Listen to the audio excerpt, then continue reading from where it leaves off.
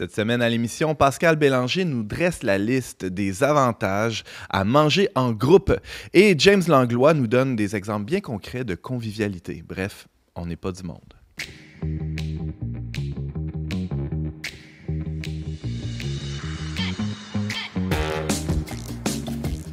Bonjour à tous et bienvenue à votre magazine Foi et Culture. Ici Antoine Malenfant pour cet épisode consacré à la convivialité à table. Et nous avons avec nous des gens très... Des convives. Des convives, des gens très conviviaux. James Langlois, bonjour. Salut Antoine. Et Jessie Blouin, salut. Allô Antoine. Ça résonne comment pour vous, en vous, la convivialité? Qu'est-ce que ça veut dire pour vous? C'est parce que tu voles un peu le punch de ma chronique. OK, ben, je vais poser une autre question. Aimes-tu manger? Ah! Ben oui, qui aime pas manger? À moins d'avoir un rapport trouble à l'alimentation. Je pense que tout le monde aime manger, mais je pense que surtout, on aime être avec d'autres pour manger. Au fond de nous, je pense que c'est ça qu'on aime le plus. Parce que, tu sais, la nature est faite comme ça. Là. Il y a un plaisir. On a des papilles gustatives. Il y a un plaisir qui est associé au fait de manger. Une chance, sinon, on dépérirait. Là. Ouais. Mais, tu as l'air d'accord avec ça. Mais ça se limite pas à ça. Le plaisir aussi est de partager un repas. Toi, chez toi, à table, comment ça se passe, Jessie? Ben, en semaine, c'est plus tranquille avec mon mari. On mange à l'îlot. Mais quand on reçoit, par contre, là, j'aime dresser la table, j'aime cuisiner, donc préparer quelque chose de bon. C'est vraiment, pour moi, c'est quelque chose de joyeux, de festif. Là. J'aime ça recevoir. Ouais, Oui. Tu reçois toutes les semaines? Ou... Non, pas toutes les semaines, mais aussi souvent que possible. Ouais, à quel moment dans l'émission on chante comme lui, savoir dresser la table? On a oublié nos tabliers! Oh non! C'est vrai, on a reçu des tabliers à Noël. Bon, alors James, toi, est-ce que tu aimes recevoir? Ouais, j'aime recevoir, parce que... Sur une échelle de 1 à 10, là, mettons.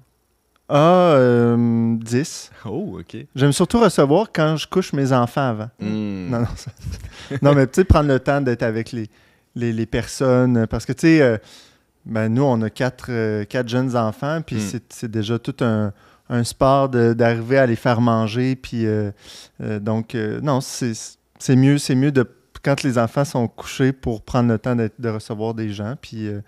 je trouve que, moi, personnellement, c'est une manière que j'ai de signifier, de montrer mon amour. C'est aussi, je pense, ton langage de l'amour. Jessie, c'est quoi, le langage de l'amour? Le langage de l'amour, c'est différentes façons dont on peut montrer l'amour et recevoir de l'amour. Donc, ça peut être certains, le contact physique, d'autres, c'est des cadeaux, d'autres, c'est le temps de qualité, paroles valorisantes. Moi, particulièrement, les services rendus. Donc, faire des choses pour moi. De la même façon, moi, j'aime faire des choses. Donc, justement, cuisiner pour les gens que j'aime, leur monter une belle table, qu'ils se sentent accueillis quand ils viennent à la maison. Pour moi, si je te rends service, c'est que je t'aime. C'est noté. Alors, James, je suis curieux de savoir, là, parce que dans toutes les familles, ça se passe différemment, là, les repas. C'est toujours un peu un combat aussi, je pense, là, de essayer d'avoir un peu de décorum, là, que ce soit pas le chaos total. Ça dépend à quel point, justement, on veut éduquer nos enfants à bien se tenir. C'est ça. Ben, toi, est-ce que c'est quelque chose que tu veux, éduquer tes enfants, ou t'es plus... Oui, c'est quelque chose que je veux.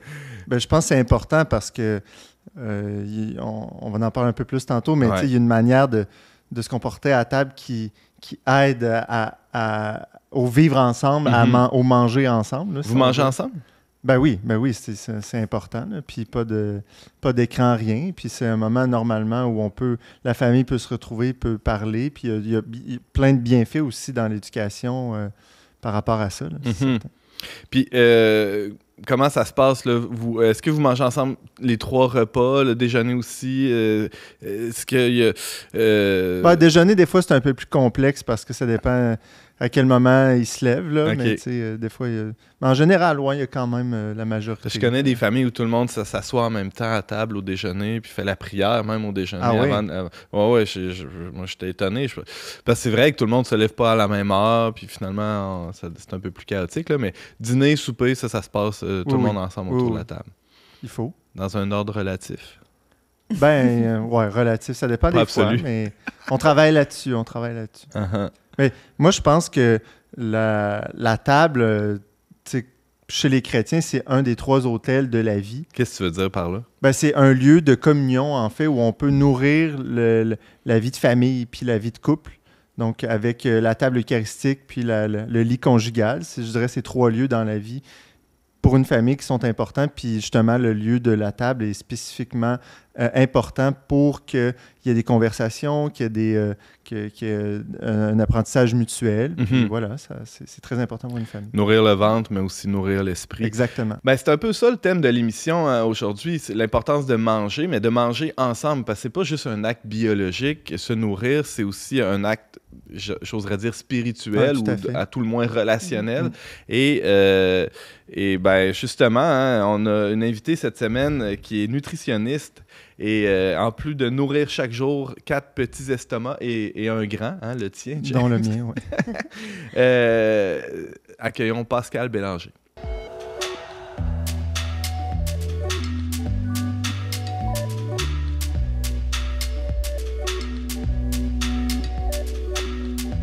Pascal Bélanger, bonjour et bienvenue à On n'est pas du monde. Merci Antoine.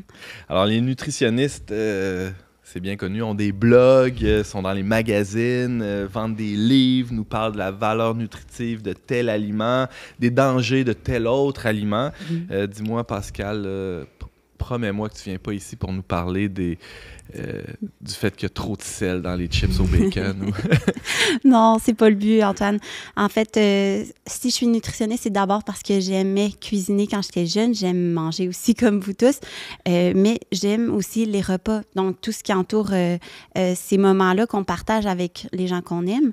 Et puis, souvent, comme tu disais, on pense d'abord et avant tout aux aliments quand on parle d'alimentation. On va penser tout de suite aux nutriments, les protéines, le sodium.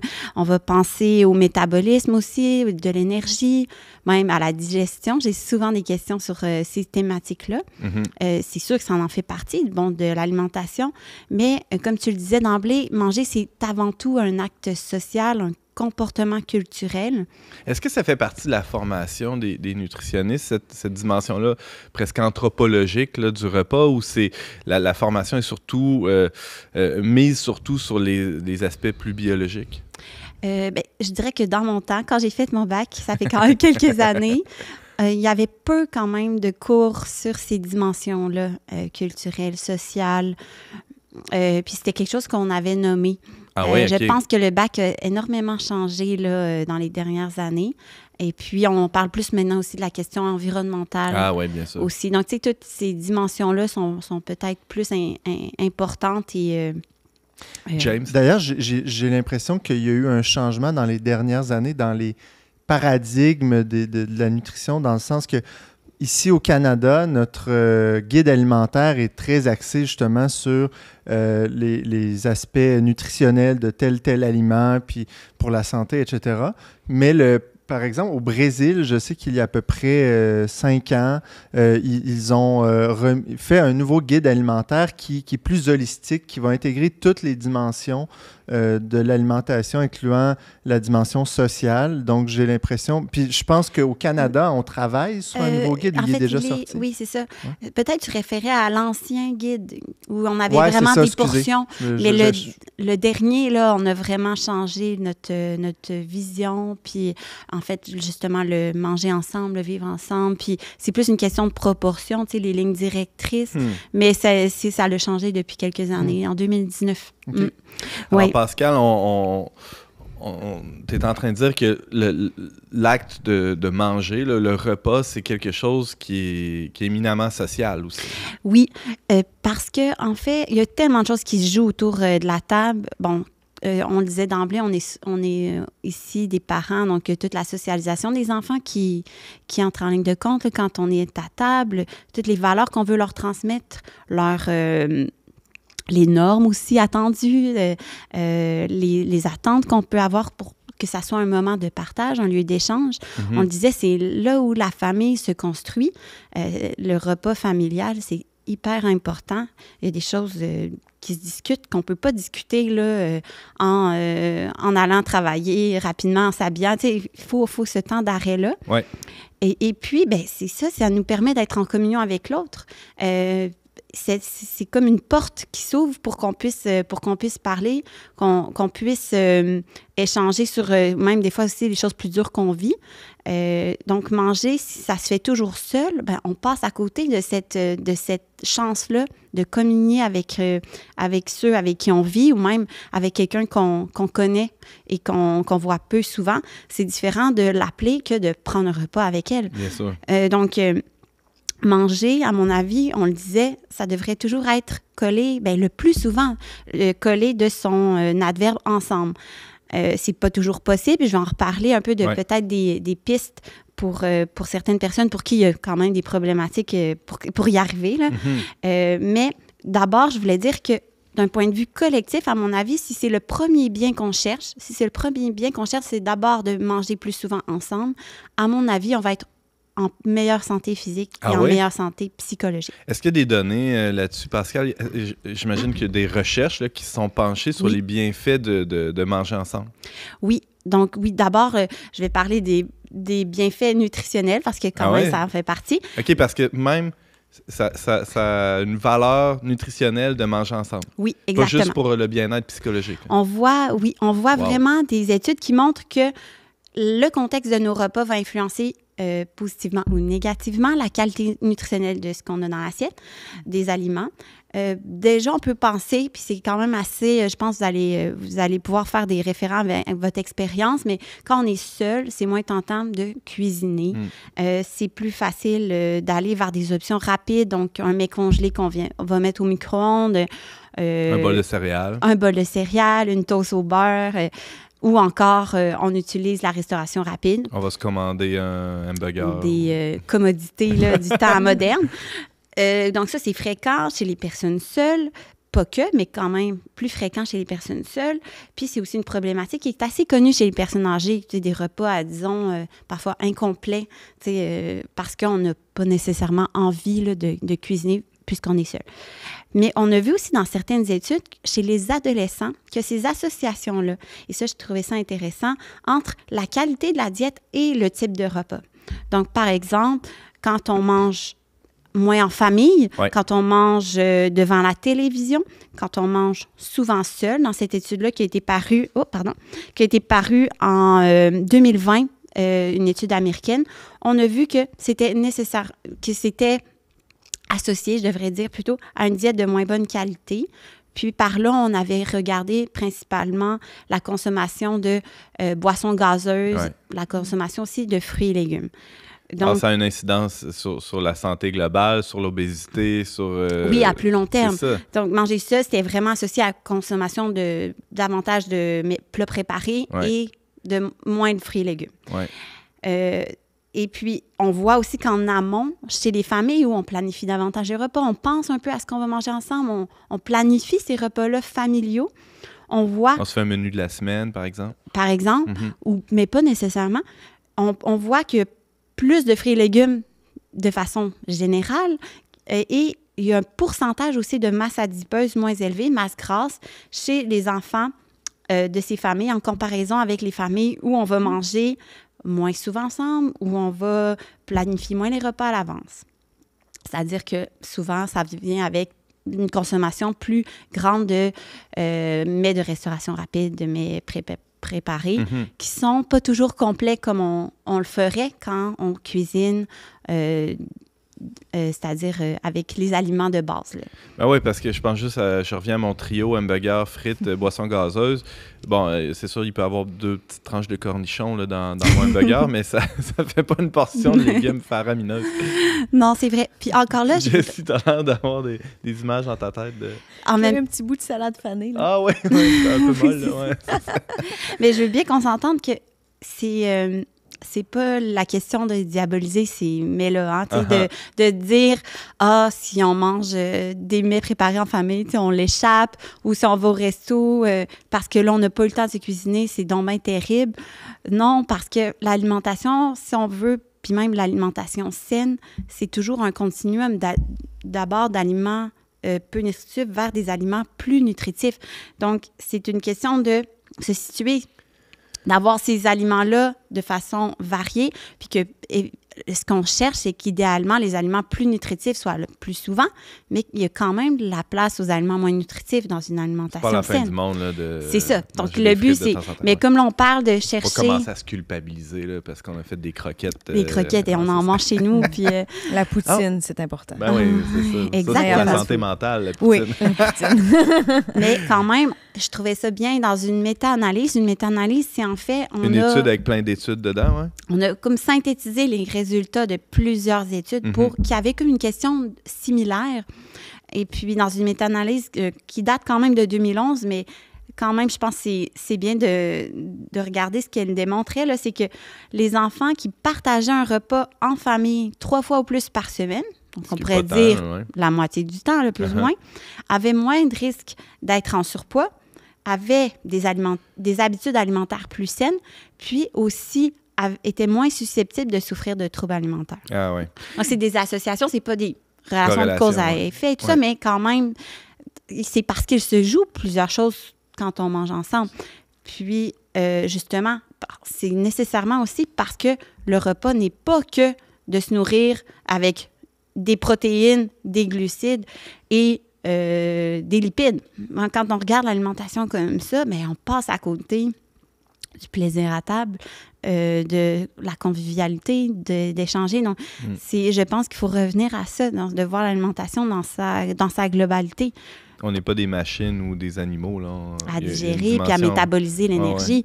Donc, James? voilà. D'ailleurs, je pense que parfois dans les CHSLD, avec les personnes âgées, c'est sûr qu'on essaie certains ont des mauvaises habitudes alimentaires ou peu importe, mais on essaie de leur faire manger des nouvelles choses parce que c'est soi-disant plus santé, mais on passe à côté du fait qu'il y a toute leur culture, leur habitude de vie. Donc, c'est mieux qu'ils mangent ce qu'ils sont habitués de manger puis ce qu'ils aiment que de moins manger des aliments ou des mix qu'ils n'aiment pas. Tu as travaillé en CHSLD. Oui. Qu'est-ce que tu penses de ça? Oui, c'est ça, j'allais dire. C'est le rôle un peu de la nutritionniste de faire ça. On pourrait penser que la nutritionniste, elle va être là puis elle va surveiller les apports en énergie, en protéines des résidents en CHSLD, mais pas que. Dans une espèce d'orthorexie maladive. Ouais. Au contraire, en fait, moi, quand j'ai travaillé en CHSLD, ce qu'on voulait vraiment, c'est que les résidents mangent, qu'ils aient du plaisir à manger. Donc, on avait ce souci-là de leur servir des choses qu'ils aiment, puis de respecter ça. C'est pas à 80 ans qu'on fait l'éducation nutritionnelle d'une personne. Au contraire, là, ce qu'on veut, c'est vraiment qu'elle ait envie de manger ce qu'on lui sert. Donc, ça fait partie, effectivement. Pascal, je t'écoute parler, puis je pense tout de suite à l'aspect financier de tout ça. Là. Quand j'habitais en appartement avec un coloc, là, je me rendais compte que ça me coûtait quand même assez cher là, quand je mangeais seul. Est-ce qu'il y a un impact là, de manger en... Parce que c'est sûr, les aliments coûtent cher. Là. C'est un lieu commun de dire ça. Là. De plus en plus cher. Puis là, tu parlais de légumes, puis de manger sainement. Ça aussi, ça coûte cher. Oui, Qu'est-ce qui coûte le plus cher? Manger sainement ou manger seul? Se faire commander de la bouffe? Là? C'est une bonne question. En fait, je pense que ce qui coûte le plus cher, c'est vraiment d'aller vers des options toutes préparées. OK. Des mets cuisinés et... des mets provenant de la restauration. D'ailleurs, de passer par des applications de livraison, c'est très courant maintenant, surtout chez les jeunes. Ouais. Et puis, je ne sais pas si vous avez vu, là, mais à l'émission L'épicerie en janvier, ils ont étudié, en fait, les prix là, quand on commande des mets via ces applications-là versus quand on va les chercher. Ouais. Puis, c'est pas seulement parce qu'on paie des frais de livraison que ça coûte plus cher, ça coûte le double parce que le mets va coûter plus cher juste parce qu'on passe par une application. Ah oui. En partant, il se garde une cote aussi, puis il y a les frais de livraison. Donc, c'est vraiment le double du prix. Plus le pourboire, bref. C'est ça. Donc, c'est vraiment le double. Quelque chose qui aurait coûté 10 $ va coûter 20, 22. Ouais. Donc, ça, c'est sûr que ça, c'est plus cher de passer par ces solutions-là. Ça ne veut pas dire qu'il ne faut jamais le faire, comme je disais, mais il faut être vigilant là-dessus. Si on veut réduire un peu la facture d'épicerie, si on prend le temps le dimanche, par exemple, de se faire cuire une viande ou du tofu, si on préfère, puis de déjà sortir des féculents, on pourrait se faire des lunchs assez facilement. Partir la mijoteuse pour quelques repas, oui. Exactement. Donc, c'est sûr que c'est un peu plus de planification, mais ça vaut vraiment le coup, du moins financièrement. Ouais. Mais aussi, c'est sûr que toutes ces options-là rapides ont aussi un coût plus grave, à mon avis, c'est que ça encourage, en fait, l'isolement. Tu sais, quand on regarde ça, simplement, si je commande chez moi, je suis seule, bien là, si j'étais sortie, j'aurais vu quelques personnes en faisant le trajet là, pour me rendre, en plus de la santé physique, là, de prendre ses bottines. Mais puis, en fait, on l'a vécu pendant la pandémie, d'être toujours isolé, de ne pas sortir de chez soi, même pour manger. Ça a un impact là, sur notre santé, psychologiquement parlant. Là. Donc, l'anxiété, je ne suis pas une psychologue, mais je suis certaine là, qu'il y a quand même des liens là, à faire entre nos façons de s'alimenter là, dans ce contexte-là. Puis aussi, comme tu disais, j'ai été nutritionniste en CHSLD, puis on le voyait très bien là, quand un patient arrive et qu'il, rapidement, il est bousculé dans sa façon de s'alimenter parce qu'on va l'isoler le plus souvent qu'autrement à cause des éclosions de virus ou encore parce que c'est le système un peu qui est fait comme ça ou même peut-être qu'il va être isolé parce que on ne sait pas trop comment gérer sa condition. Donc, des fois, il y en a des personnes qui ont, par exemple, des maladies dégénératives qui peuvent être un peu agressifs et tout. Donc, on ne sait pas trop comment gérer ça. Donc, on va les laisser manger seuls. Puis, on le voit assez rapidement quand la personne mange seule, peu de visites, puis ben, elle décline. Sa condition générale est atteinte à cause de ça. Donc, parce que pourquoi le repas, on le disait d'entrée de jeu, c'est un moment dans la journée pour être avec d'autres, pour socialiser. Donc, si même ce moment-là est balayé, ben vraiment, il y a une conséquence aussi sur l'appétit après. Donc, ça, c'est important, je pense, de le rappeler. Ben là, justement, Pascal, depuis quelques minutes, là, on parle de l'importance de manger ensemble. Manger ensemble, c'est donc beau, c'est donc important, c'est donc nécessaire. Mais on sait qu'il y a presque la moitié des gens, par exemple, sur l'île de Montréal, qui vivent seuls. Ajoutons à ça le fait nouveau du télétravail qui est presque généralisé. Peut-être pas à semaine longue, mais au moins quelques jours par semaine. Donc, on passe la journée devant son écran, dans son bureau, dans le sous-sol de la maison. Puis, on mange rapidement un sandwich devant son écran encore une fois. Alors, c'est des pratiques qui sont assez intégrées, là, combinées justement à un mode de vie beaucoup plus individuel, en solo. Est-ce qu'il y a des trucs pour briser cet isolement-là, j'oserais dire cet isolement alimentaire? Hein, oui, en fait, pour les personnes âgées, il existe énormément d'organismes communautaires qui ont ce souci-là d'aider à briser l'isolement. J'ai rencontré la semaine passée une dame là, qui est directrice de l'organisme Rayon de Soleil à l'ancienne Lorette. Et elle m'expliquait qu'eux, dans leur programme, ils font notamment de la préparation de repas, de mets pour les gens qui sont seuls, qui sont aussi démunis. Et les livres... en fait, excusez, c'est pas qu'ils les livrent, mais c'est plutôt que les gens viennent les cueillir. Ils les distribuent. Voilà. Mais elle me disait que pour les gens lui disaient que quand quelqu'un sait qu'on lui a préparé un repas par amour, qu'on le fait parce qu'on sait qu'ils sont seuls, on veut qu'ils mangent bien, qu'ils mangent des mets maison et tout, ça change leur rapport aux aliments qu'ils mangent. De savoir que ça a été fait par d'autres de leur communauté et tout. C'est pas juste une soupe que j'achète à l'épicerie comme ça. Donc, pour eux, ça leur redonne envie de manger. Ça leur fait énormément plaisir. Puis ça vaut bien plus que de leur donner un coupon de 100$ chez Métro. Même si, dans un sens, on pourrait dire que c'est des aliments, puis pour des aliments, là, donc c'est la même chose qu'on fait. Mais c'est pas pareil. C'est pas pareil pour la personne. Elle sait qu'on l'a cuisiné pour elle, un peu comme quand on arrive chez soi, quand on est enfant. Notre mère a pris le temps de cuisiner, ça sent bon dans la maison, ou on se sent aimé. Donc ça, c'est un point important, donc de penser à ces organismes-là pour les personnes âgées notamment. Pour les plus jeunes qui vivent seuls, j'ai pas fouillé partout, mais je sais qu'il y a des organismes qui aident les mamans qui sont avec les enfants.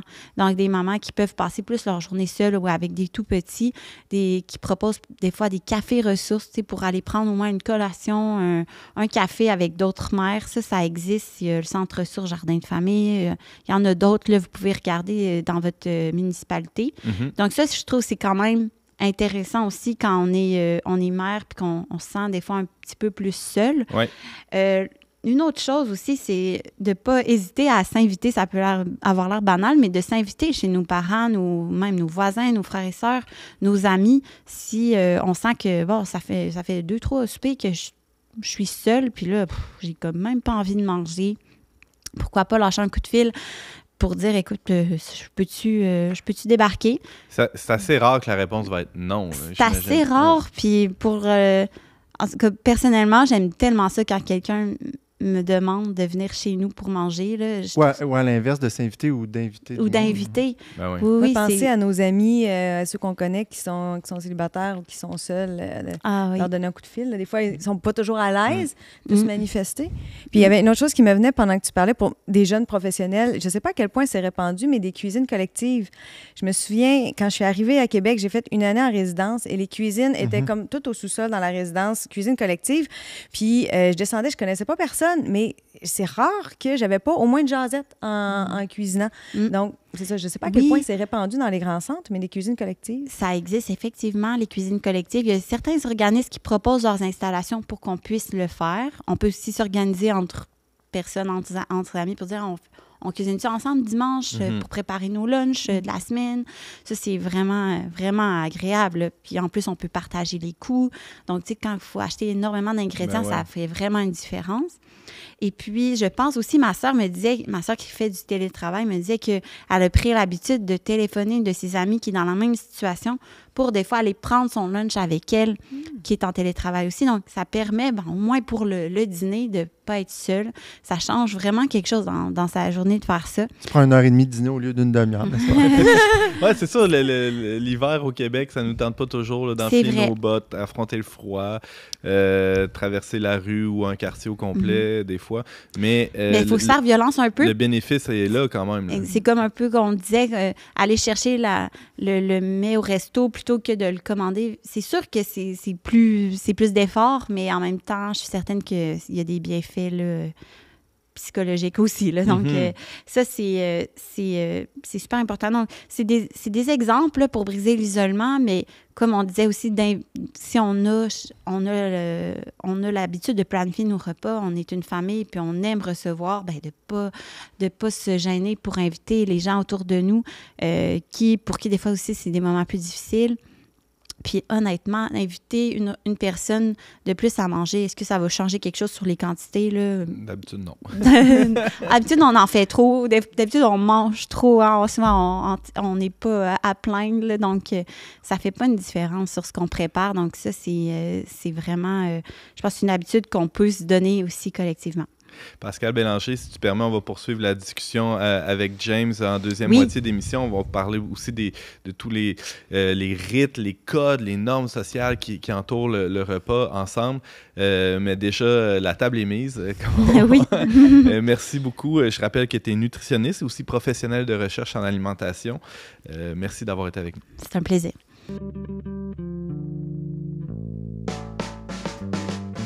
On n'est pas du monde est une émission produite par l'équipe du magazine Le Verbe. Pour vous abonner gratuitement et recevoir 8 numéros par année, visitez leverbe.com/abonnement. Jessie Blouin, chef de pupitre web pour Le Verbe. Bonjour. Bonjour. Alors, toi, tu as fouillé un peu dans la Bible pour dénicher des moments où on se met à table. Et c'était pas une tâche trop difficile, là, j'imagine. Là. On fait juste ça, manger dans la Bible. C'était difficile, mais de faire le tri. Ah, OK. Oui. Mais alors, tu as fait une sélection extraordinaire pour nous.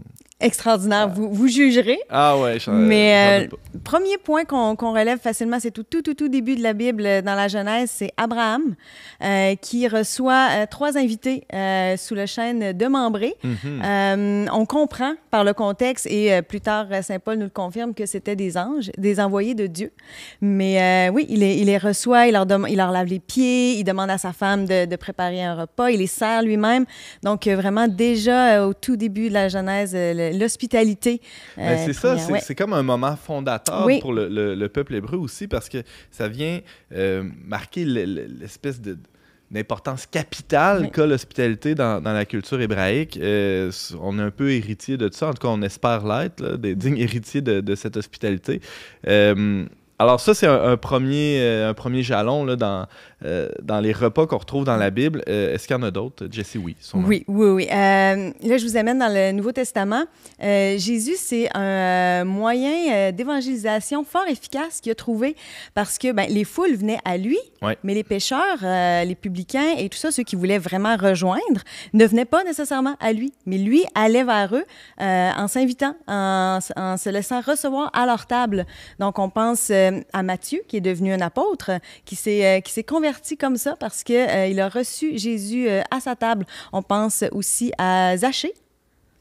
On voit que le Seigneur s'invite lui-même aussi, qui dit « Zachée, descends, aujourd'hui même, je dois demeurer chez toi. » Et ça a complètement changé sa vie. Mm-hmm. Lui, il n'avait pas peur de s'inviter chez lui. C'est ça.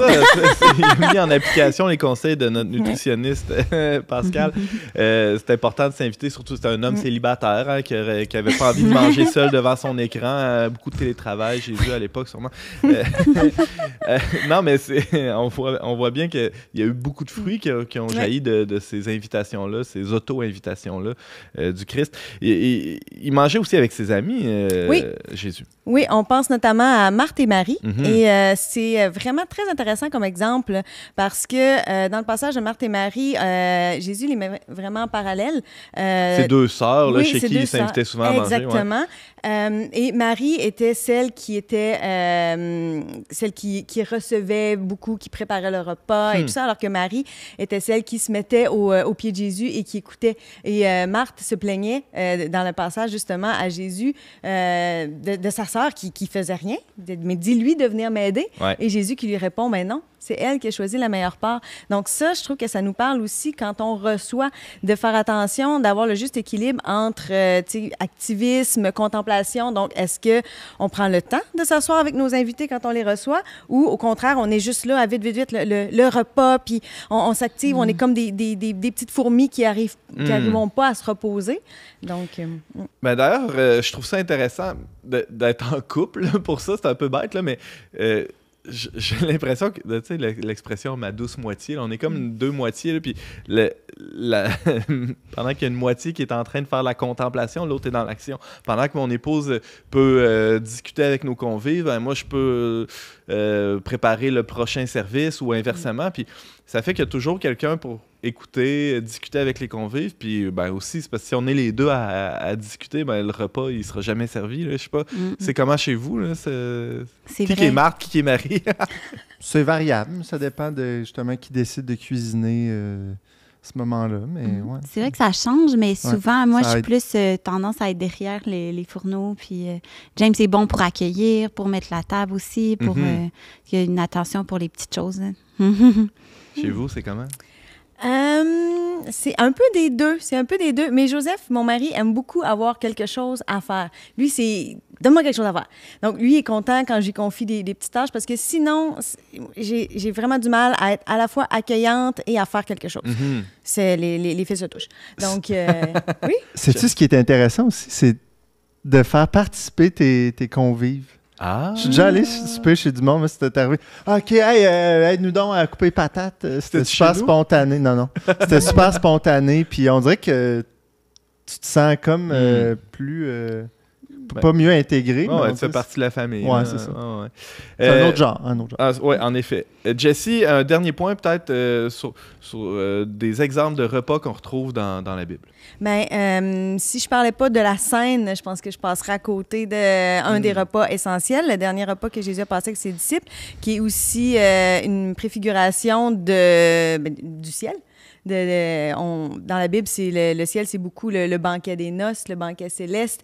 Donc, c'est la fête. Le repas de l'Alliance. Exactement. Ouais. Donc, le repas de la scène est particulièrement touchant, mais aussi nous amène dans une autre dimension. Et nous dit aussi pourquoi c'est si important, le repas pour nous, pourquoi c'est si fondamental humainement, mais c'est parce que ça nous dit quelque chose de Dieu aussi. Jessie Blouin, je rappelle que tu es chef de pupitre web pour le Verbe Média. Merci beaucoup. Ça fait plaisir.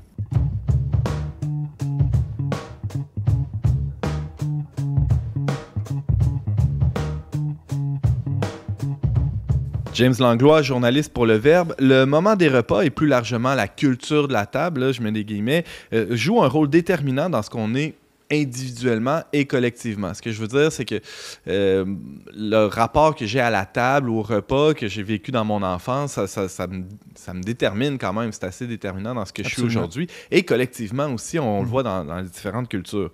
Alors, tu as voulu t'arrêter, toi, aujourd'hui, sur un concept qui décrit bien ce qui se passe autour des repas. Oui, c'est le concept de convivialité. On en a parlé là, en tout début d'émission. Puis je trouve que c'est un mot qu'on n'utilise pas assez aujourd'hui. On parle beaucoup, on utilise parfois le mot convive là, qui vient de convivialité. Mais convivialité, ça veut dire justement convivere, c'est vivre ensemble, c'est même manger ensemble. Donc, ça exprime bien, en fait, c'est quoi le but de l'acte de manger ensemble? C'est pas seulement, oui, de se nourrir, mais c'est d'être avec les autres, c'est d'entrer en relation avec les autres. Puis ça me fait penser aussi qu'il y a un autre mot, j'ai découvert là, dans mes recherches, un autre mot qui vient du latin médiéval qu'on n'utilise pas, mais qui est le commensal. Vous avez déjà entendu ça, à part le resto là, qui existait à l'époque, là. Mais le commensal, c'est un compagnon de table. Mensa, la table. Ouais. Mensa, comme ensemble. Puis même copain, hein, on n'y pense pas, mais copain, ça vient de cum panis, donc c'est avec le pain, c'est la personne à qui on partage le pain. Wow. Ben, c'est vraiment intéressant. Ah ouais, OK. Alors là, toi, tu plaides là, vraiment pour une utilisation renouvelée là, du mot convivialité. Il faut remettre ça au cœur de notre approche des repas. Oui, puis en même temps, faut faire attention dans le sens que je veux pas qu'on se mette à performer en disant OK, on va créer un peu de manière superficielle de la convivialité. Ouais. Mais vous allez voir, avant de rentrer un peu dans les détails pratiques avec vous de comment on peut créer de la convivialité, je voulais quand même faire un petit portrait historique de comment est née finalement cette idée de convivialité, comment les repas et même l'idée de la table est arrivée en Occident. Donc, quand on retourne à l'Antiquité, déjà, chez les Grecs, l'importance du banquet, on a qu'à penser au fameux banquet de Platon. Ouais. Les banquets, les Grecs prenaient un repas ensemble dans la journée, c'était le repas du soir, c'est le banquet, c'est le repas qui était communautaire, justement. Même les ustensiles à cette époque-là étaient en commun. Il n'y avait pas de, chacun son assiette, sa fourchette. Tous les ustensiles qui étaient utilisés, c'était mis en commun. Il y avait même deux temps importants, le temps de manger puis le temps du service du vin qui était comme, vous savez, chez les Grecs, c'était comme sacré. Puis pour les Grecs, toute l'idée de la beauté, donc tout était mis sur le service du vin. Et le vin qui était divin, là. Et puis chez les Romains, notamment, on avait cette habitude de se mettre en U. Mais c'était en U, donc les aliments étaient disposés au centre, mais on était en U sur des espèces de grands coussins surélevés, puis on était couchés. Comme on mangeait presque à plat ventre, puis on allait chercher ce qui était... mais comme on sait, chez les Romains, ça finissait toujours en orgie, là, ou enfin... Pas toujours, mais... Souvent.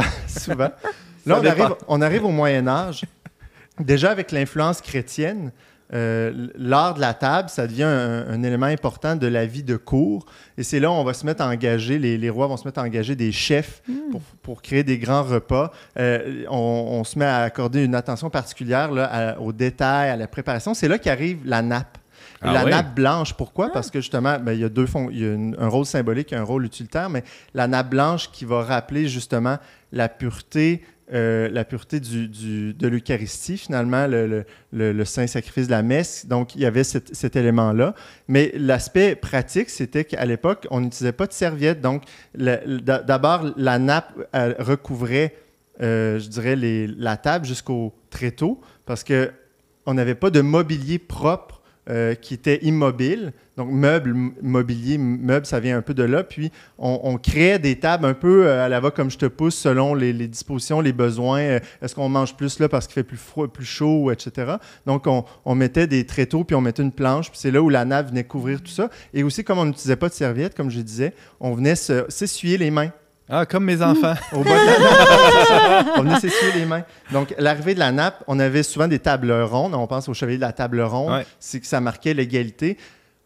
Deuxième moitié du Moyen Âge, un peu plus tard, là, le système féodal arrive. Là, c'est l'arrivée des tables plus rectangulaires où là, l'important, c'est de marquer la hiérarchie entre les autres. Souvent, les personnes les plus importantes étaient proches des plats, alors que celles qui étaient au bout n'avaient pas vraiment accès, puis souvent, il n'y avait plus rien pour eux.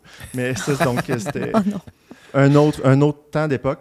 Renaissance, plus l'époque des Lumières.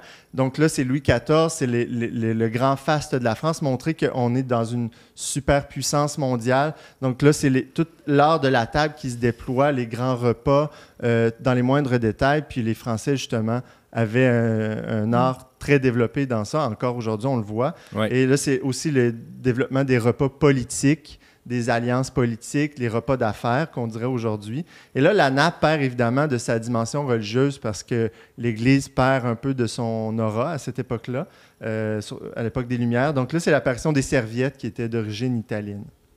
Et puis, on se rend finalement à l'époque victorienne, l'industrialisation, pré-industrialisation. Souvent, on pense que toutes les familles, aujourd'hui, c'est très commun. On se dit l'idéal de la famille qui mange ensemble comme un lieu de stabilité, puis de la famille nucléaire. Mais à cette époque-là, déjà, c'était pas encore très commun, dans le sens que c'était les bourgeois, les aristocrates qui avaient un lieu, évidemment, parce qu'il y a des plus grandes maisons, il pouvait avoir un mobilier. La table qui est arrivée juste un peu avant l'époque de Louis XIV. Donc là, il y avait l'argent pour s'acheter une table et on mangeait, les adultes mangeaient ensemble. Souvent, même les enfants mangeaient plus avec les domestiques là, dans la pièce d'à côté, dans la cuisine. Okay. Et donc, les familles pauvres avaient pas souvent vivaient dans des petits appartements, des petites maisons, donc il n'y avait pas de pièces où il n'y avait même pas d'argent pour s'acheter des meubles, donc des tables. Alors, dans les familles d'ouvriers, il y avait pas ce... Est-ce que ça veut dire qu'on ne mangeait pas ensemble? Pas nécessairement, mais je veux dire, il n'y avait pas, évidemment, tout ce mobilier, ce temps où on est assis, puis etc. Peut-être, je ne sais pas comment exactement ça se déroulait, mais peut-être qu'on partageait une croûte de pain ici et là, comme ça, là-bas, comme je te pousse. Puis Dieu sait qu'à cette époque-là, tout le monde travaillait tout le temps, les prolétaires, etc. Là, donc, c'était pas... Je ne pense pas qu'il y avait vraiment de moment très fort pour manger ensemble. Cela dit, là, on arrive à l'après-guerre, surtout en Occident, où là, l'idéal de la famille qui mange ensemble se développe beaucoup. Vous savez, toute cette idée répandue aussi dans le marketing des années 60, de la petite famille parfaite qui mange ensemble autour de la table. Mais ça, c'est très répandu aussi. L'arrivée des bungalows qui permet aussi une salle à manger, d'avoir des tables, les meubles plus accessibles pour tout le monde. Mais je pense qu'au Canada français, on vivait quand même une autre situation dans le sens que... Dans la ruralité aussi. Oui, il y avait quand même déjà des grandes maisons, puis, etc. Mais cela dit, donc c'est vraiment ce qu'on connaît aujourd'hui qui nous vient plus du 20e siècle, là, du début du 20e siècle. Mais on dit souvent aujourd'hui, où on en est avec la culture de la table, où en sont les familles. On dit, on mange de moins en moins ensemble. Là, je me suis informé. Dans le fond, je suis allé voir, je dis, on répète souvent ça un peu comme une idée toute faite, là, mais est-ce que c'est vrai, ça, que les... les belles tablées d'antan, puis ça se perd, là, la culture de la table, on est presque nostalgique. Exact. Puis c'est drôle parce que dans mes recherches, je voyais que même au début du siècle, en 1920, on disait déjà ça. On disait, l'arrivée de l'automobile, les gens mangeront plus ensemble, nanana. Mais l'invention des services à l'auto aussi. Oui, c'est sûr que ça a dû bouleverser. Mais il n'y a pas beaucoup de statistiques. Une dernière étude qui a été faite, là, c'était en 2011 au Québec avec Extenso, qui a échantillonné à peu près 6 000 familles, 6 000 personnes. Okay. Et 45 % des enfants, en 2011, disaient manger le repas du soir devant la télévision. 34 % des familles font le même aveu. Donc, en fait, là, ce que ça dit, c'est que 21 % des familles qui mangent devant la télé, puis dans la cuisine, tandis qu'il y a 13 % qui mangent devant la télévision dans une autre pièce. Là. Donc, c'est quand même... on voit quand même qu'une tendance... Déjà, plus en 2011, donc il n'y avait pas de tablette, pas le télétravail, pas tout... Donc, imaginez aujourd'hui, avec les nouvelles technologies, probablement, ça s'est juste renforcé. Mais ce qui est intéressant, c'est que déjà en 2011, on dit que 82 % des familles québécoises souhaitaient cet idéal de se retrouver pour manger ensemble, mais qui avaient du mal à y arriver. Donc, probablement à cause du temps de préparation, je ne sais trop. Hein, on ne sait pas trop. On sait pas trop, mais on s'en doute. On regarde nos vies, puis on se dit, on est capable d'identifier assez facilement qu'est-ce qui nous empêche de manger ensemble. Il y a la nécessité de trouver un temps commun aussi, hein, le rapport au temps. Qu'on soit une famille de 2, 3, 4, 5 ou 12, faut que ça soit convenu, il faut que ça soit une convention qu'à telle heure ou à peu près, tout le monde doit être dans la maison et c'est à ce moment-là qu'on s'assoit tous en même temps. Ça a l'air banal, ça a l'air bête, là, mais c'est pas évident, ça va pas de soi. Là. Non, mais parlons-en justement, parce que arrivons au vif du sujet, c'est comment créer la convivialité, c'est-à-dire ce moment où on peut se retrouver ensemble autour d'un repas. Comment on peut créer ça dans une famille avec des autres, etc. Puis justement, tu viens de soulever l'élément du temps.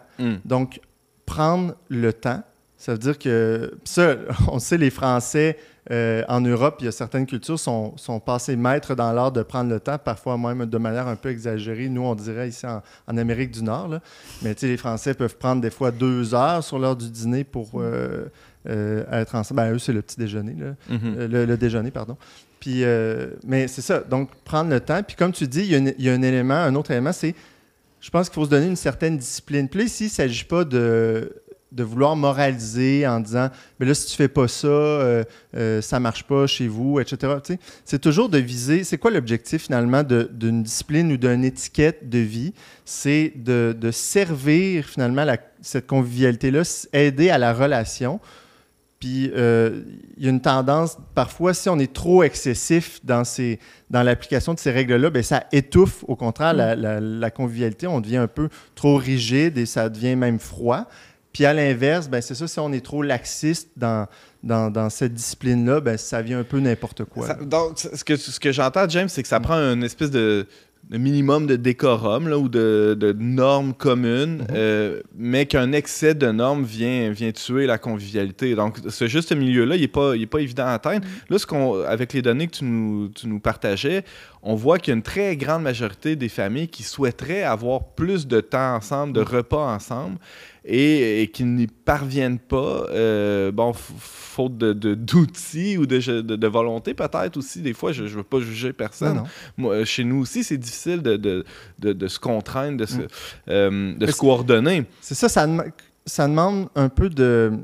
Tu sais, comme Pascal disait tantôt, il faut se faire violence, au fond, tu sais, à dire, ben on met nos téléphones de côté. Quand le souper est prêt, ben tout le monde vient à la table. C'est pas quand chacun, ça fait son affaire. Puis, bon, il y a toujours des exceptions, là, mais tu sais...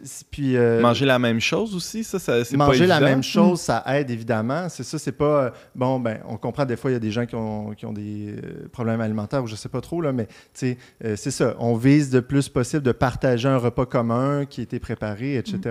Puis ça demande de la patience puis de la persévérance à instaurer ça. Puis on en parlait au début de l'émission. Tu sais, nous, on a des jeunes enfants.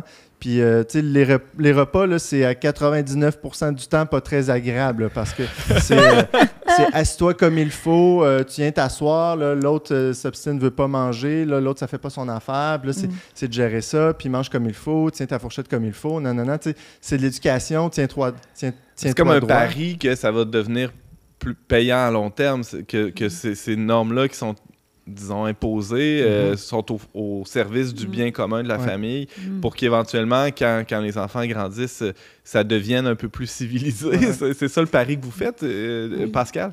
Oui, c'est ça. Pour que on arrive là, il faut instaurer jeune quand même cet ordre-là, puis ces codes, là, dans le fond, on lance pas notre riz sur notre frère. Puis je pense exemple concret. Exemple concret. Mais sur notre sœur, ça, c'est permis. Oui. Mais je pense qu'il y a aussi, tu sais, pour les plus jeunes enfants, tous les signes qu'on peut donner à la table vont quand même être très parlants pour eux. Comme quoi, par exemple? C'est-à-dire que si on mange à la table, comme quand on fait du bricolage, comme quand on joue, ben il n'y a pas vraiment pour eux de différence. Parce que la table est ce lieu pour faire plein de choses quand même. Donc, quand c'est l'heure des repas, ben on met la nappe ou des napperons. Si on peut aussi peut-être faire participer les enfants à placer les couverts, puis il y a les ustensiles vont à telle place. Donc, leur montrer un peu l'ordre. D'utiliser aussi de la vaisselle qui ne ressemble pas à des jouets.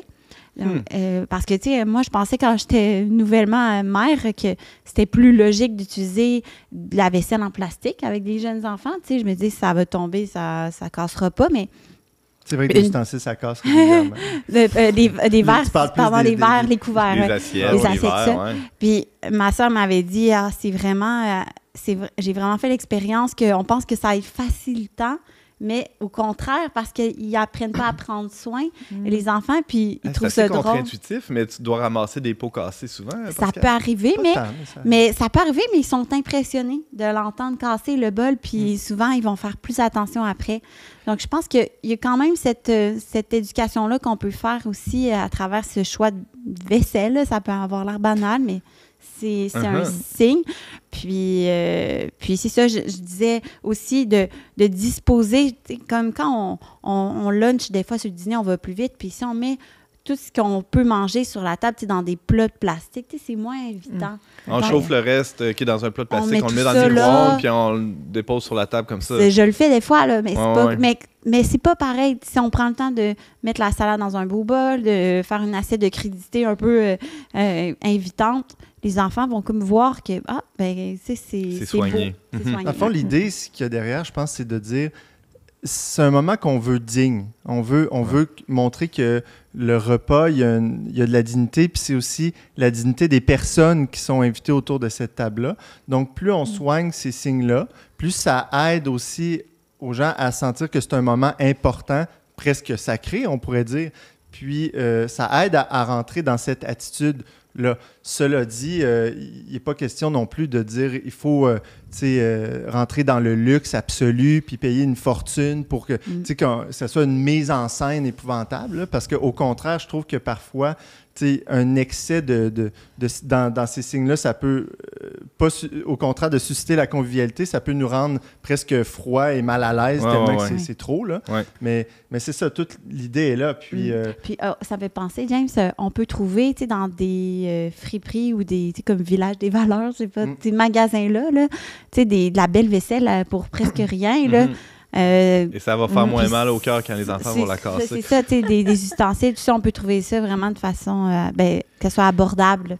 Mais les verres en verre tiennent mieux aussi. Hein? J'ai l'impression que quand je verse du jus là, ou du lait dans des verres en plastique, ça finit toujours par renverser. C'est moins stable. Ils sont plus larges des fois. C'est aussi, ça. Hein? C'est ça. Donc, les verres, là, moi, je trouve que c'est vraiment mieux en verre. C'est tellement bête comme détail, là, mais ça peut faire la différence entre un repas catastrophique ou chaotique. Puis dans le fond, c'est que les signes extérieurs aussi nous montrent nos dispositions intérieures.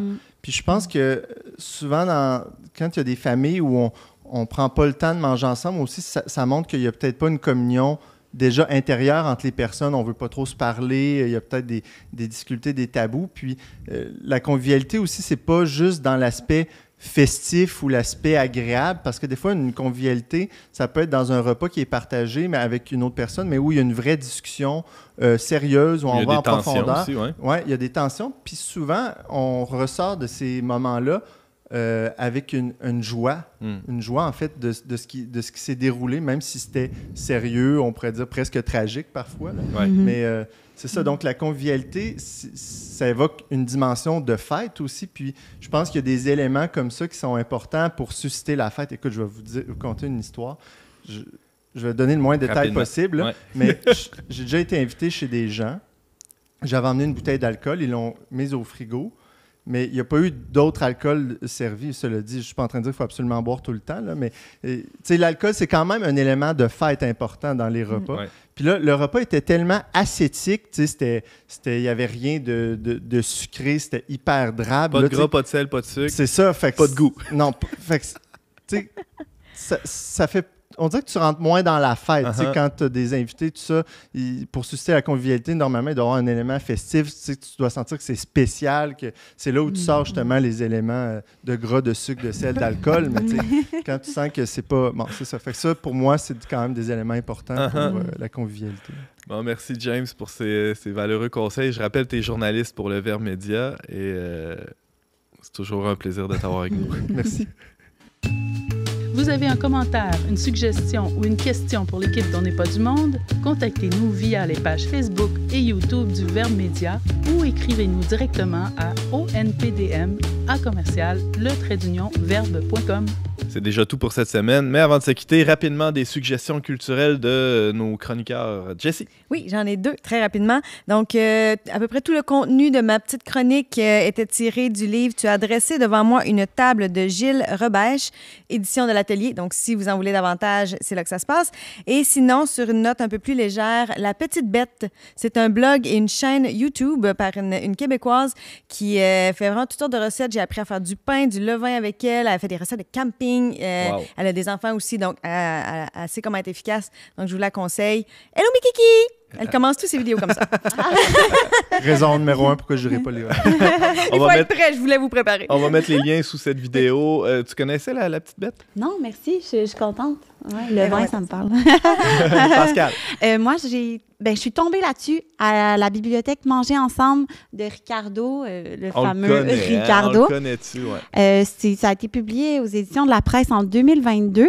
Et ce que je trouvais chouette, c'est qu'il y a plein de formules qui sont proposées. Formule brunch, formule bouchée, formule planche, formule plus plat principal. Donc, pour recevoir de différentes façons. Mm-hmm. Puis, il donne même des trucs pour dresser la table, tout ça. Donc, c'est intéressant. Cela dit, c'est quand même pas un livre de cuisine de tous les jours. Mais c'est intéressant quand on veut recevoir. Pour les occasions spéciales. Exactement. Merci, Pascal. James, rapidement. Moi, j'ai beaucoup aimé Chef's Table, là, la table des chefs là, sur une série Netflix qui a plusieurs volumes, mais particulièrement épisode 3 avec le chef sud-américain Francis Mallman qui a une vision tellement belle et, je dirais, inspirante de la table, du fait de manger ensemble. Moi, c'est à voir, ça m'a beaucoup plu. J'appuie, c'est vraiment excellent. Merci James Langlois, merci Pascal Bélanger, invité spécial aujourd'hui, et Jessie Blouin, chroniqueuse. Je remercie Marianne Martin et Marie Laliberté à la technique. Je vous invite à vous abonner à notre chaîne YouTube. Vous ne manquerez aucun de nos contenus si vous faites ça, je vous le garantis. Merci à vous d'avoir été avec nous. On se retrouve la semaine prochaine pour une autre émission dont n'est pas du monde.